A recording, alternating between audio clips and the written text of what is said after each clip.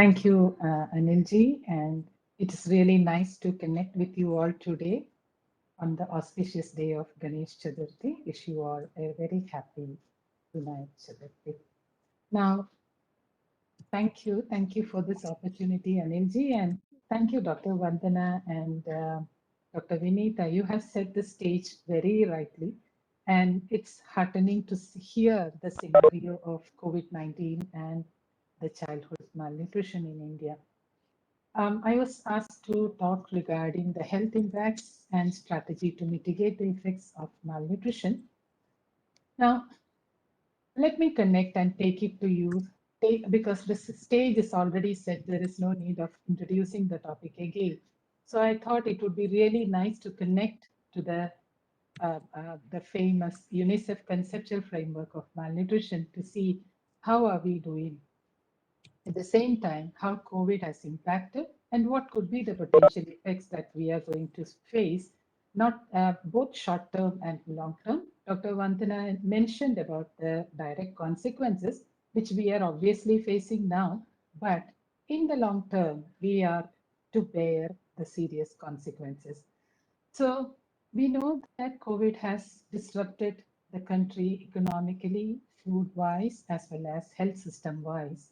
Now, if you look at this UNICEF conceptual framework, you would see that there are three layers of causes that we identify as risk factors for malnutrition in children. The basic causes is thoroughly disrupted by the COVID-19. Not only that, that has actually implicated the underlying causes at the household and family level. And now we will see that together it is actually leading to the other level, that's the immediate causes. So this continuum, right from the basic to the immediate causes, actually has raised several issues related to malnutrition. We were as a country, we were improving um, with respect to the levels of malnutrition. We were doing good, in at least much better than many other countries. But what we are now to think about is we have the triple burden of malnutrition, which is exacerbated by the COVID-19 pandemic. So we have non-communicable risk, our risk for non-communicable diseases, undernutrition, as well as the micronutrient deficiencies are going to be exacerbated, keeping in mind that the most importantly, the disruptions in ICDS network as well as in the midday meal programs, which was found to be very, very beneficial for our children, especially in mitigating the food insecurity in a child's life. Now, how does it relate to the future? We have a lot of intergenerational effects that we could see, given that our younger children, our young population is malnourished, right? And then an early bearing of an early childbearing process actually add additional burden to the intergenerational consequences.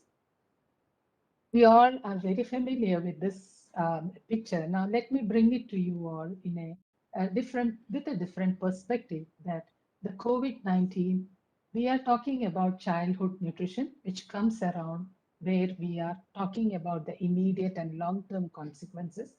And immediate, we know that malnutrition in different forms, such as wasting, stunting, and then underweight is rampant. Although the estimates are quite variable across the country, you will still see that this has a big impact on the child's intellectual potential and reduced school performance. Schools are closed. It's actually the parents who are learning now rather than the children. And you can see that this is largely affecting their performance as well. Now, together, it actually leads to an intergenerational kind of an effect where we can see that this persists, the malnutrition, childhood malnutrition persists in adolescent malnutrition. Now, once our adolescents are malnourished, you will see that they have a higher risk. Actually, they put a higher risk of having the intergenerational effects perpetuated through the continuum of pregnancy, lactation, and childcare.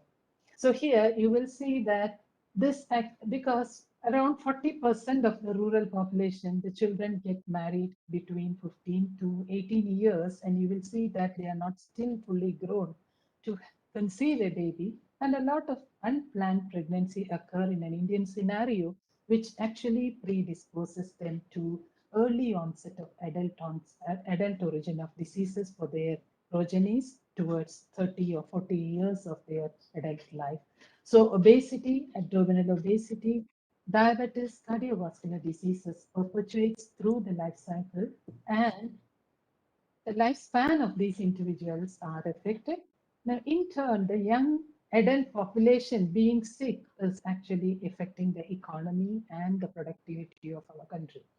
So if we put it right, we should say that we would consider that the child nutrition at some point we need to stop, and the government had put a large program in terms of Poshan Abhiyan, and wonderful work was being ongoing, but the COVID pandemic has put it in a reverse gear, and a lot more efforts would be needed actually to strategize and reorganize the entire areas. So, as a public health nutritionist, what I would perceive here is the mitigating strategy should focus on data-driven approach. Of course, we require very strong data-driven approach that should enable a strong focused country leadership and efficient financing and effective partnership. Without this, we are not easily going out of this COVID pandemic scenario and the childhood malnutrition. So what we may consider or what we may need to consider essentially would be first, we need to look into the context specific food security interventions.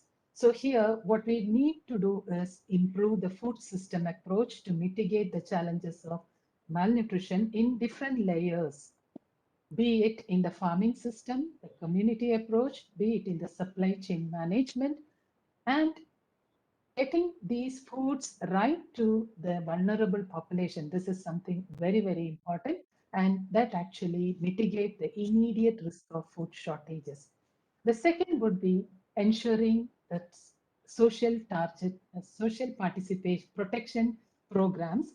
Now here, what we require, as rightly Dr. Vandana and Dr.